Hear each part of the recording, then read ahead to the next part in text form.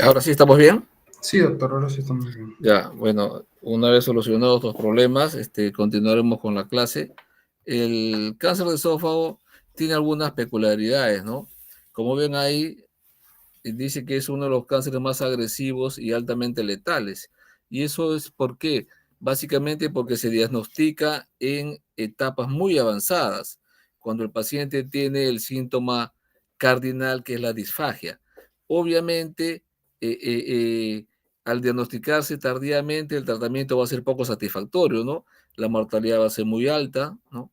El pronóstico es muy pobre y por lo tanto cada vez se realizan más estudios para tratar de diagnosticar esta neoplasia en la forma más precozmente posible.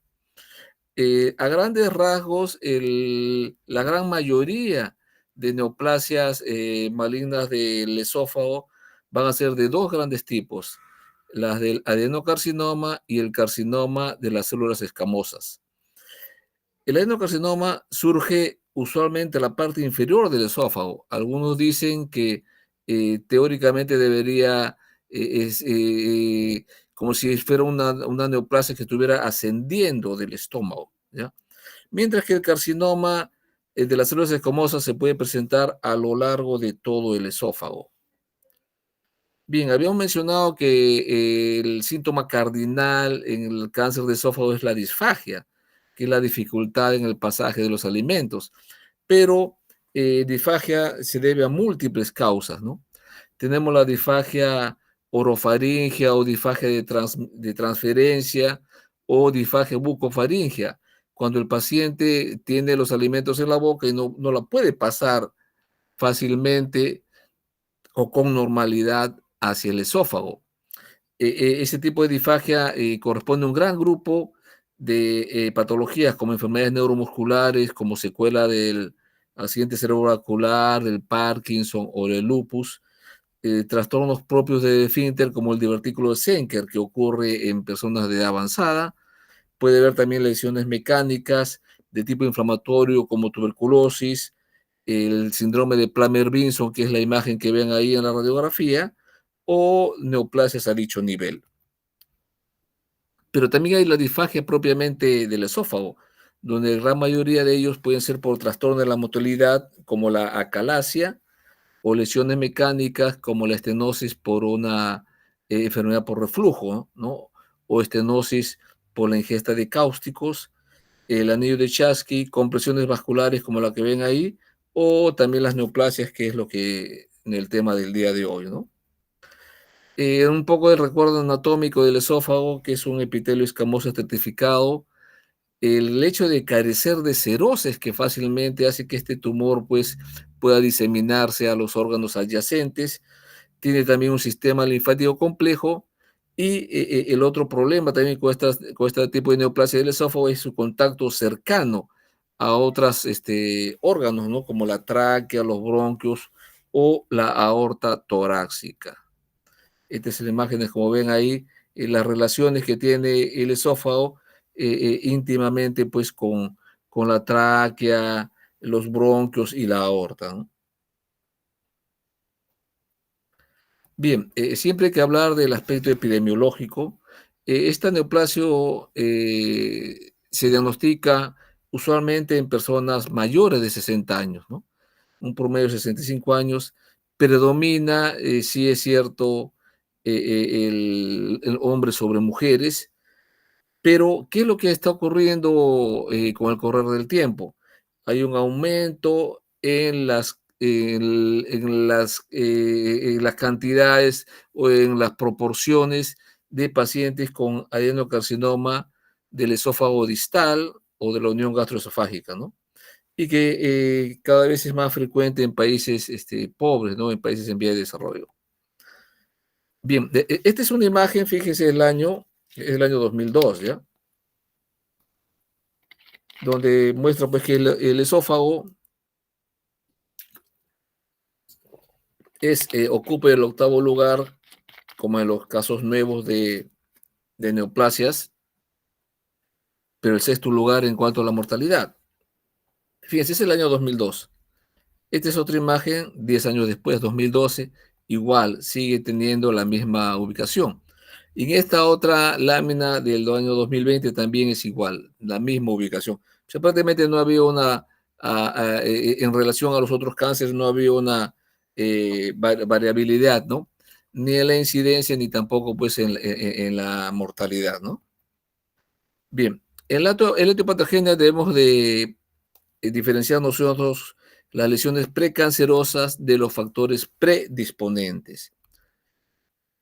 Las lesiones precancerosas a la cabeza del esófago de Barrett, que eso algo ya deben haberlo comentado el día de ayer con la doctora Vargas.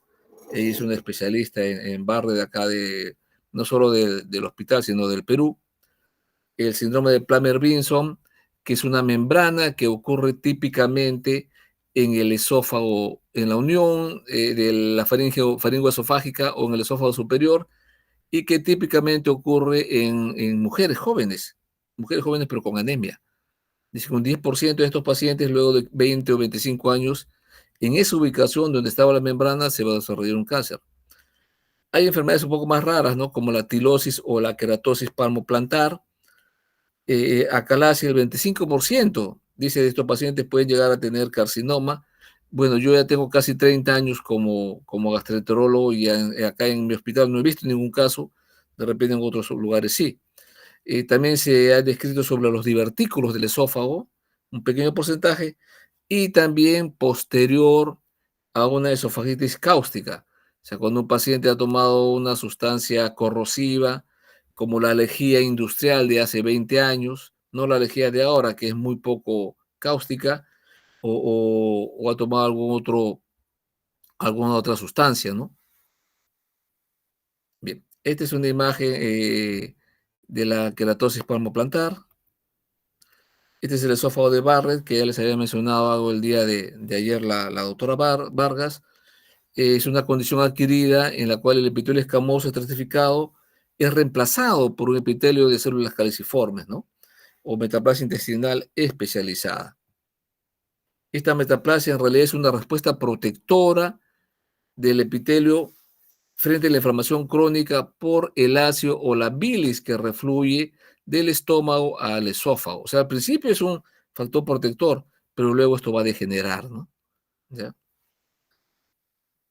Y vean pues cómo aquí hay algunas imágenes donde en el área de la metaplasia del Barrett, con el correr del tiempo, se ha ido desarrollando pues o ha aparecido un adenocarcinoma. Bien, en cuanto a los factores de riesgo, típicamente se reconoce pues el tabaco y el alcohol. Fíjense, tanto para el adenocarcinoma como el cáncer de células escamosas, el tabaco es un factor de riesgo. El alcohol solo es pues para el cáncer de células escamosas.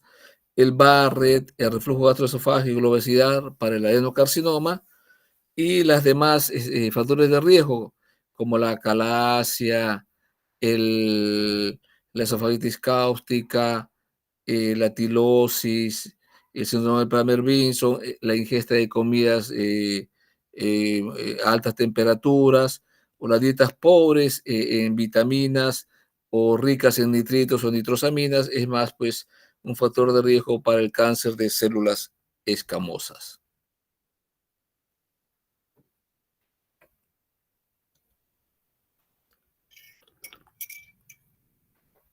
Bien, esto es ya lo que habíamos mencionado, ¿no? Los factores predisponentes, la dieta alta en nitritos, nitrosaminas o déficit de vitaminas, ¿no? De elementos como el zinc, el magnesio también, ¿ya? Vean aquí cómo el alcohol aumenta el riesgo en 12 veces, el tabaco en 2 a 6 veces. Afortunadamente, pues en nuestro medio el hábito de fumar cada vez es menor, ¿no? Esto es también lo mismo que habíamos mencionado. El, para el factor de riesgo para el cáncer de células escamosas, por ejemplo, la ingesta de lejía, pero como les había dicho anteriormente, la lejía de hace 20 o 30 años, que era una lejía que tenía mayor concentración, ¿no? La lejía actual por los problemas que hubo hace 20 o 30 años en que hubo muchos accidentes en las casas de los niños que tomaban la lejía pensando que era pues cualquier otro líquido, se provocaban pues una esofagitis cáustica. Entonces por eso es que se dictó la disposición de que la lejía doméstica sea en mucho, pero mucho menor concentración, ¿no? Y para recalcar también que el cáncer el adenocarcinoma del esófago, los factores de riesgo básicamente son pues el tabaco, la enfermedad por reflujo de larga data y la obesidad. Bien, patológicamente hay que dividirlo esto en cómo se ve en forma macroscópica, que es lo que uno ve en una endoscopía, por ejemplo, ¿no? O en la microscopía. El tumor generalmente es grande, ¿no? Es polipoideo vegetante.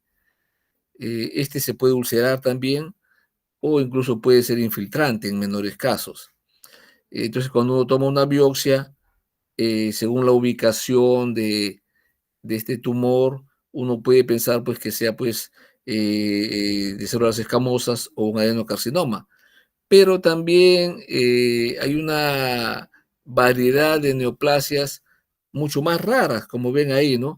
Leiomiosarcoma, melanoma, radomiosarcoma, linfoma, ¿ya? Que a veces son muy, muy difíciles de diagnosticar, ¿no? Y que muchas veces se presentan pues como casos clínicos, porque incluso se operan estos pacientes y recién el patólogo es el que nos da el diagnóstico.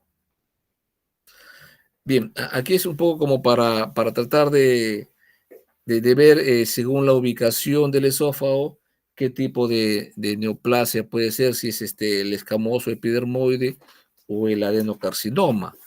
Si dividimos el esófago en 3 tercios, veremos pues que en el tercio superior predomina el epidermoide, en el tercio medio también predomina el epidermoide, pero es el mayor porcentaje, ¿no? Un 50%.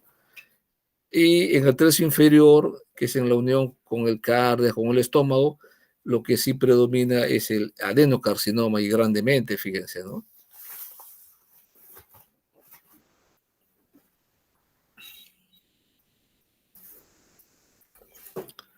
Bien, hace algunos años estos investigadores, Siewer y Stein, eh, hicieron una clasificación de los tumores de la unión esofagogástrica y los dividieron en 3 grandes grupos, ¿no?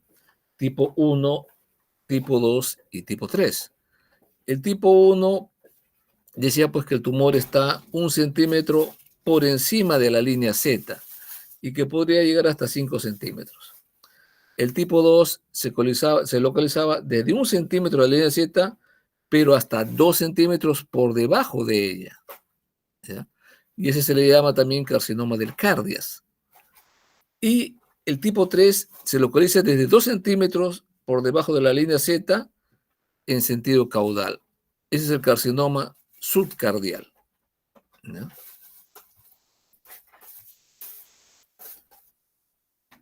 Bien, ¿cómo hacemos el diagnóstico? Lo ideal es hacer el diagnóstico precoz, pero el diagnóstico precoz, eh, el paciente no debería tener síntomas, ¿no? No debe tener ni disfagia, ninguna molestia. En algunos países se trata de hacer pues el diagnóstico precoz casi como cuando uno hace el diagnóstico precoz en el cáncer gástrico. Y ya veremos nosotros en la clase del cáncer de estómago, se recomienda una endoscopía a partir de los 40 años a todas las personas, tengan o no tengan molestias, ¿ya? Esa es la única forma, pues, de encontrar un tumor pequeño. Y obviamente es lo mismo para el cáncer de esófago, pero el cáncer de esófago es mucho más, más raro en ese sentido, ¿no? Y uno tiene que tratar de ver, por ejemplo, si es un paciente de más de 60 años o si es un paciente con todos esos factores de riesgo que hemos mencionado, ¿no? Y que viene a hacerse una endoscopía, por ejemplo, a los 50 años, 45 años, por otro motivo, ¿no? Uno tiene que demorarse un poco viendo el esófago. A veces el paciente con enfermedad de reflujo por larga data hay que ver muy bien la unión esófago-gástrica. De repente en esas áreas de metaplasia o en ese barrio uno puede encontrar cambios sugestivos de un cáncer precoz, ¿ya? Pero lamentablemente los pacientes llegan pues ya cuando tienen la enfermedad avanzada, ¿no? La disfagia progresiva. El mismo paciente dice, no, doctor, antes yo podía comer carne, ahora ya no como carne, después tenía que comer arroz, ahora solamente tomo líquidos, ¿no? Puede haber ronquera y sarorrea por el compromiso del nervio, ¿no? Por la ronquera por la infiltración tumoral del nervio laríngeo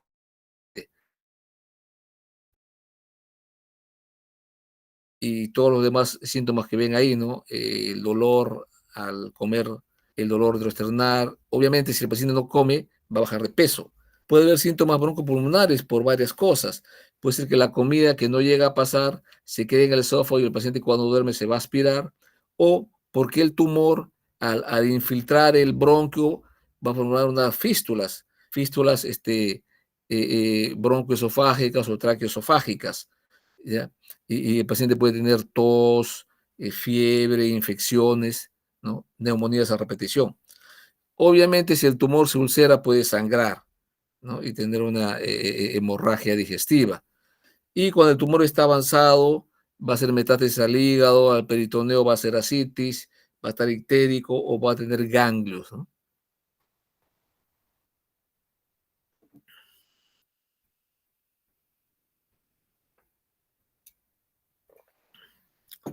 Bien, nuevamente para recordarles un poco y cómo hacemos nosotros los gastroenterólogos el estudio de la disfagia, ¿no? Si es disfagia orofaringea, ya les había mencionado las múltiples etiologías, la esofágica, si es a sólidos, si es intermitente puede ser una membrana o un anillo de Chatsky, si es progresivo una estenosis péptica o por una neoplasia, y si es tanto a sólidos y líquidos, un trastorno neuromuscular que puede corresponder a un espasmo esofágico difuso que es muy, pero muy raro, ¿ya? O más frecuentemente una acalasia o una esclerodermia. Esclerodermia, sí, nosotros vemos relativamente una buena cantidad de casos en nuestro hospital. Bien, una vez que el paciente ya se presenta al hospital, por ejemplo, por un cuadro ya avanzado con disfagia,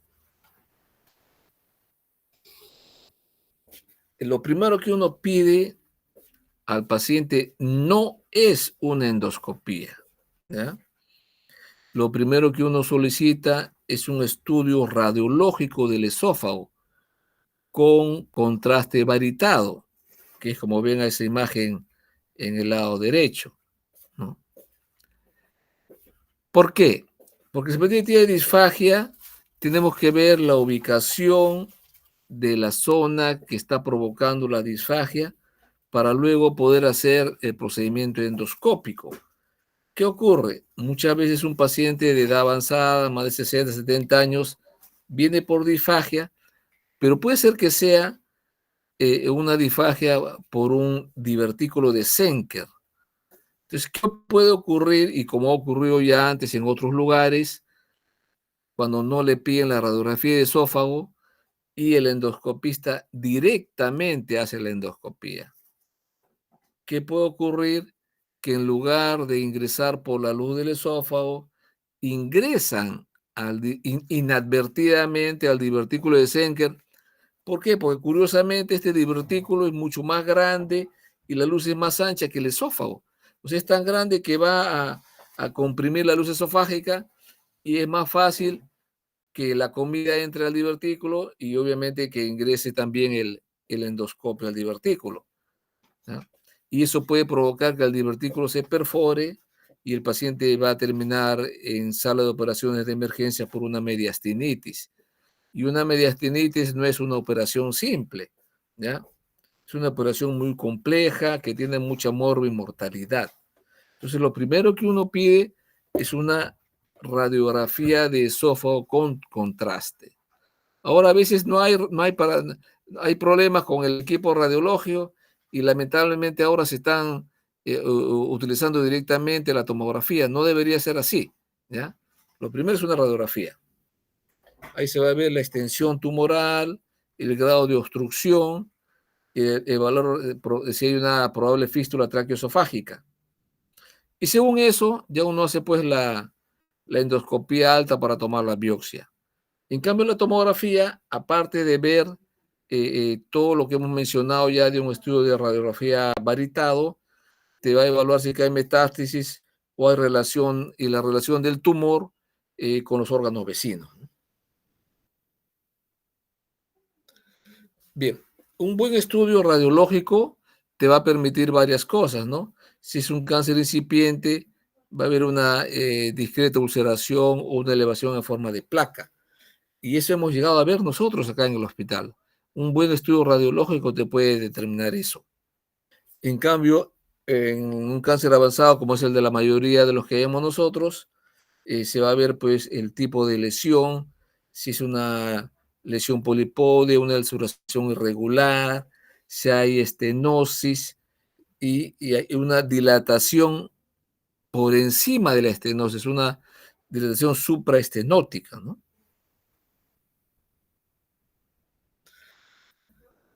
Bien, el estudio endoscópico ya habíamos mencionado para hacer básicamente la biopsia. Antes se hacía mucho cepillado, pero ahora ya no es tanto, ¿no? Entonces el endoscopio no va a ver el tipo de lesión, si es pequeña, una lesión ulcerada, erosionada o una placa ligeramente elevada, como ven ahí ustedes en la imagen superior, o un cáncer avanzado ya nos va a demostrar pues estenosis irregulares, friables a la toma de la muestra, y por lo general ya no podemos pasar el endoscopio más allá de esa estenosis. Nuestro endoscopio es de aproximadamente 9 milímetros y la luz del esófago es aproximadamente 20 a 22 milímetros.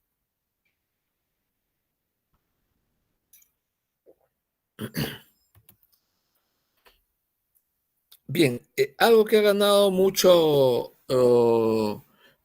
campo actualmente es la ecoendoscopía. ¿Qué cosa es la ecoendoscopía? Es un endoscopio que en la punta, o sea, en la parte distal del equipo tiene un transductor de ecografía. Y esto nos permite ver varias cosas, ¿no? Aparte de poder ver la lesión, nos va a decir si este tumor está invadiendo las capas más profundas del esófago. Y como veremos en la clase de cáncer gástrico, cómo es que se ve muy bien la infiltración en las capas del estómago. Y también esta endoscopía nos va a permitir determinar, ver pues la presencia de ganglios adenopatías mediastinales o peritoneales, ¿no? Bien, también se pide pues una radiografía de tórax porque de repente ya tiene una metástasis al pulmón o tiene derrame pleural, ¿no? Entonces ya de repente ya no es necesario hacer, por ejemplo, una ecoendoscopía, pues se sabe que el tumor está avanzado, ¿no? En algunos casos se hace interconsulta al cirujano de tórax para que le haga una torancoscopía, o si hay la duda de que hay una infiltración o una fístula traqueal o bronquial, se hace una broncoscopía. A veces también se hace un PET scan, que es para ver si el tumor está avanzado en varias partes del cuerpo. Y esto que puede ser pregunta de examen, ¿no? No hay un marcador tumoral específico para el cáncer de esófago, ¿ya? O sea, si uno quiere descartar este tipo de tumor, lo primero, pues, si es un cáncer precoz, o piensan ustedes que es un cáncer precoz, hay que hacerle, pues, una endoscopía. Exámenes en sangre no son de ayuda, ¿no?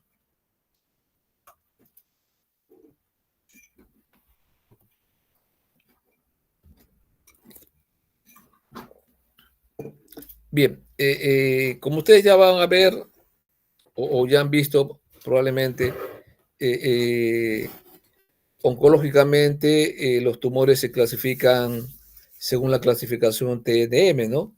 La T de tumor, la N del ganglio, el nodo, ¿no?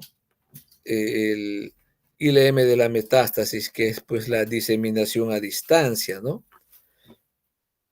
El tumor primario, el cáncer en situ, como ven ahí, TIS, el T1 es un tumor que va de la vena propia, que puede ser T1A o T1B.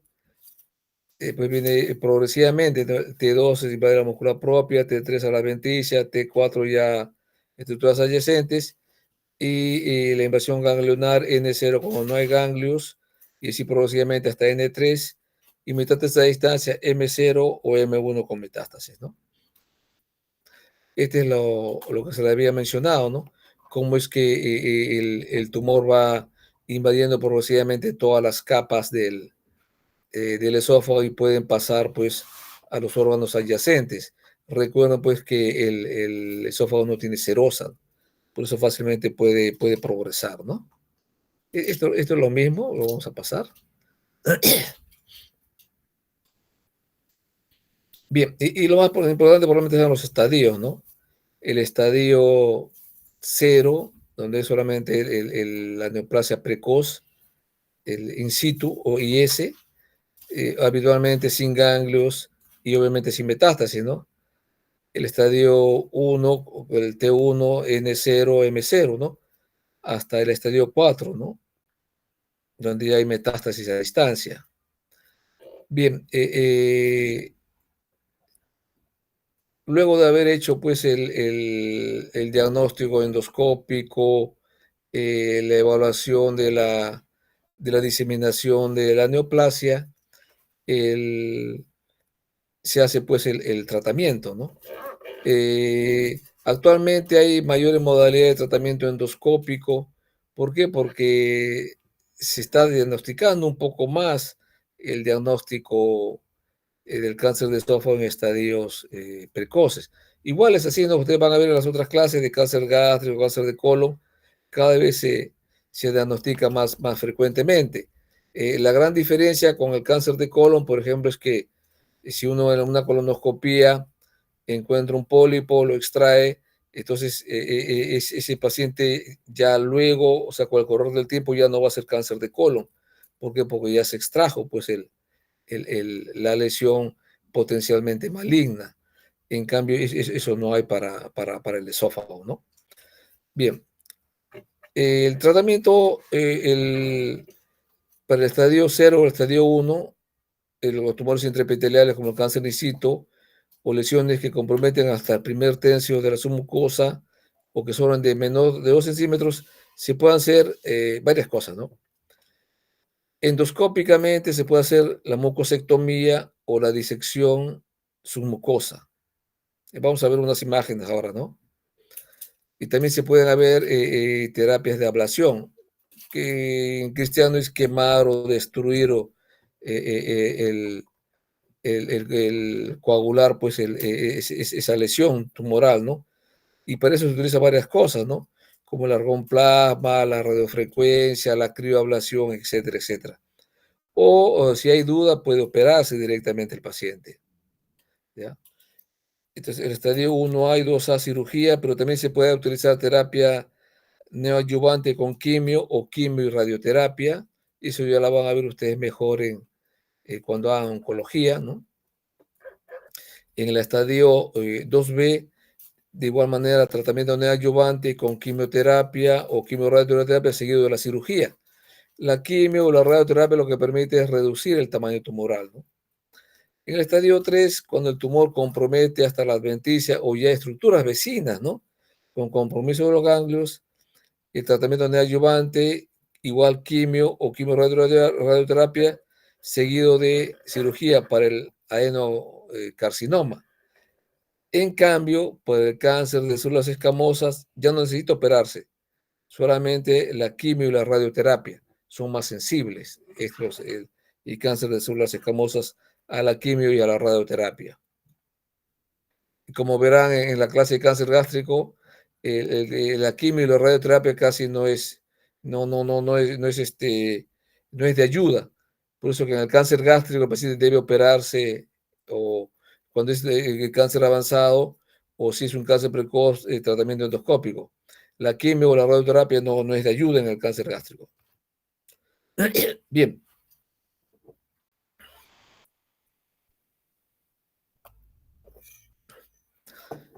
Ahora veremos algunos datos sobre los tratamientos un poco más recientes de las neoplasias, ¿no? Y esto lo verán ustedes con mayor detenimiento cuando hagan oncología. Se habla pues de la inmunoterapia y de la terapia dirigida. Esta inmunoterapia van a ayudar al propio sistema inmunitario a identificar y destruir a las células cancerosas. Hay diversos tipos de medicamentos, ¿no? Como inhibidores de ciertos puestos de control inmunitario, ¿no? Como este inhibidor del PD-1, el que más se conoce es el pembrolizumab, o también hay inhibidores del CTLA4, como el ipilimumab.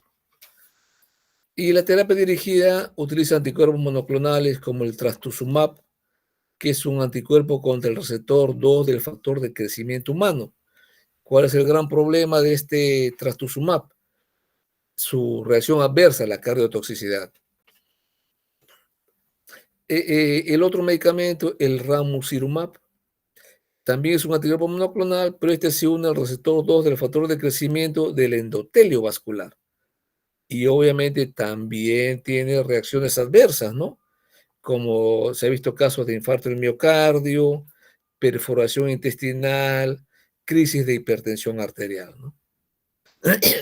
Y también hay otros pues, anticuerpos monoclonales, como ven ahí, ¿no?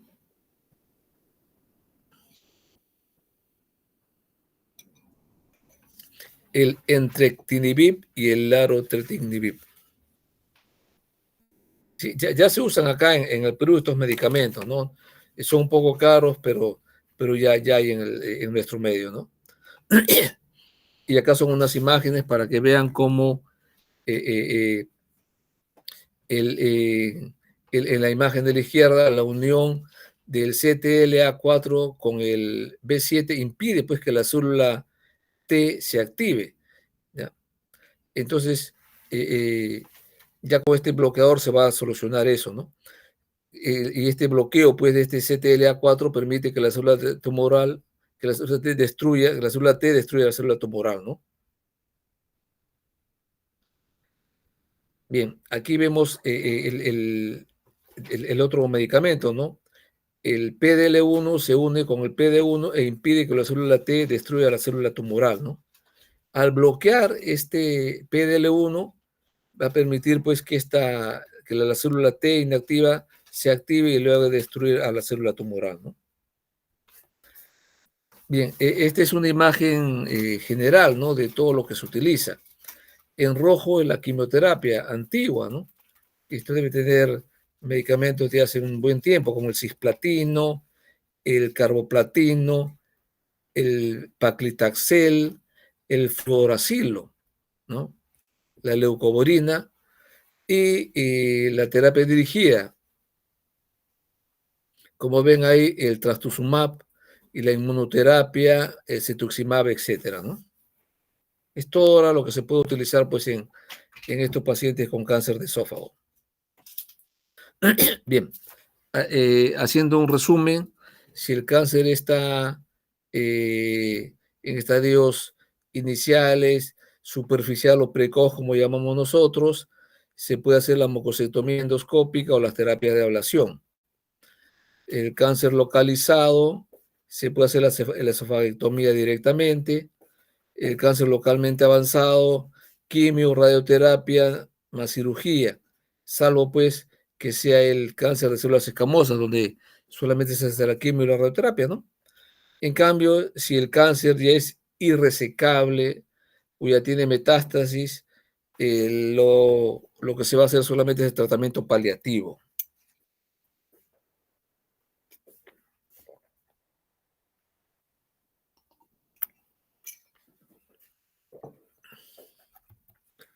Bien, no sé si la doctora Bárbara les ha enseñado al día de ayer, ella tiene experiencia tratando este tipo de lesiones del esófago de Barrett, pero aquí en la imagen mostrada como A se ve una lesión nodular, ¿no? Un poco más blanquecina, elevadita, que representa pues la displasia de alto grado. Displasia de alto grado en términos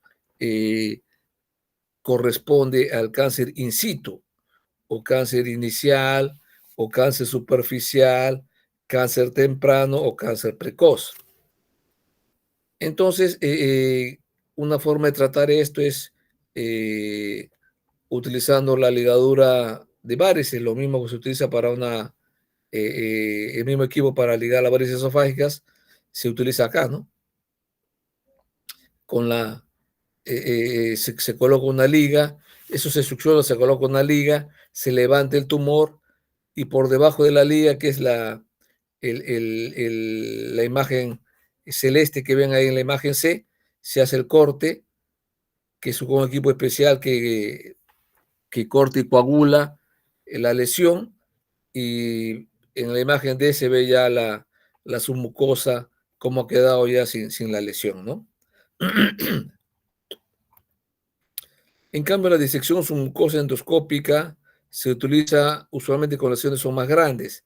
La ligadura puede atrapar lesiones de 10 milímetros o un poco más, ¿no? 12, 13 milímetros. En cambio, la disección submucosa endoscópica es para lesiones de mayor tamaño. ¿Ya? En la imagen A se ve la lesión, también nodular, pero es que es de más amplia, ¿no? Se va haciendo un corte por debajo de la mucosa, se crea el túnel, la imagen C, y en la imagen D se ve cómo es que más de la circunferencia, casi toda la circunferencia se ha removido, casi toda la circunferencia de esa parte del esófago donde estaba el tumor, ¿no? Bien, el pronóstico es pobre, ¿no? Porque como ya habíamos mencionado, el tumor por lo general se diagnostica en etapas avanzadas, ¿no? ¿De qué va a depender esto también? Pues del tamaño, obviamente, ¿no? Si es de más de 5 centímetros o de menos de 5 centímetros, ¿no? Obviamente, si es más pequeño, es mejor pronóstico. También la afección extraesofágica, la profundidad de la invasión también va a depender, obviamente, si es más profunda la invasión, el pronóstico es menor. Si hay más afección en más órganos distantes, el pronóstico va a ser menor, ¿no? Cuando la lesión es pequeña, como ven, hay mucosa o submucosa, a los 5 años la supervivencia es muy, muy alta, ¿no? Como ven, más del 60%, y eso va a ir disminuyendo conforme el tumor ha penetrado más capas, ¿no? Algo diferente, algo que lo diferencia el tumor del esófago de otras neoplasias, por ejemplo, es que el grado de diferenciación no afecta el pronóstico. Por ejemplo, para el cáncer gástrico, los indiferenciados o pobremente diferenciados son más malignos, o sea, su pronóstico es más pobre que los bien diferenciados. En cambio, para el cáncer de esófago eso no se ha visto así. Bien, esto es algo también que ya más o menos hemos mencionado. Si el estadio 1 sobrevive a los 5 años, 60%. Estadio 2, 40%. Estadio 3, 30%. Y el estadio 4, supervivencia a los 5 años, el 20% o un poco menos todavía. Bien. Como hemos mencionado, la gran mayoría de neoplasias de esófago ya se diagnostican en estadios avanzados. Obstruyen totalmente la luz del esófago, el paciente no puede comer. Entonces, ahí hay grandes problemas, ¿no? A veces el cirujano dice, no, le voy a hacer una gastrostomía o una yeyonostomía para alimentación. Pero el paciente que sea quiere comer, ¿no? Para sentir el sabor de lo que está comiendo, pues, ¿no? Y para eso a la cabeza están, pues, los tratamientos endoscópicos, ¿ya? Si el tumor está disminuyendo la luz, está estrechando La luz esofágica hay que dilatarlo eso. ¿Cómo se dilata? Con diversos equipos. Pero al dilatarlo va a volver a crecer el tumor. Entonces, lo ideal es colocar una prótesis o un stent que va a permitir que el alimento pueda pasar. A veces se puede tratar de sacar el tumor por partes con asa o se puede inyectar una sustancia esclerosante para que se vaya cayendo el tumor por partes, pero esto puede provocar que sangre masivamente el tumor y es preferible no hacer eso, ¿no? Se puede también tratar de reducir la masa tumoral, ya sea con láser o electroporación, pero también puede provocar sangrados importantes, ¿no? Sí que lo que más se utiliza es la prótesis, ¿no? Ven ahí, el tumor está disminuyendo la luz y se le coloca el stent metálico, la prótesis, para ampliar la luz y que al menos el paciente pueda alimentarse. Los stents entran por dentro del endoscopio, pues se llaman stent autoexpandibles. Con un sistema se abren y de tal forma de que van a abrir la luz de ese tumor y el paciente pueda alimentarse, ¿no? Hasta que, bueno, que cumpla el ciclo ya de vida, porque el paciente ya no se puede operar, ¿no? Vean aquí en estas imágenes, la imagen A es el tumor que está obstruyendo la luz del esófago. En la imagen B, por guía fluoroscópica, uno va a tratar de ubicar en la parte pasando el tumor, o sea, la parte que ya casi llega hasta al estómago, o en la parte distal del esófago, y en la otra zona por encima del tumor. Y se libera esta prótesis autoexpandible para que el paciente pueda alimentarse, ¿no? Esta prótesis también puede haber problemas, puede migrar, puede movilizarse, pero justamente para eso en la imagen C se puede ver como un hilo celeste. Eso permite movilizar, jalar la prótesis o volverla a reubicar o cambiarla por otra, ¿no? De otra de mayor tamaño, por ejemplo, ¿no? Bueno, muchas gracias por su atención, muchachos.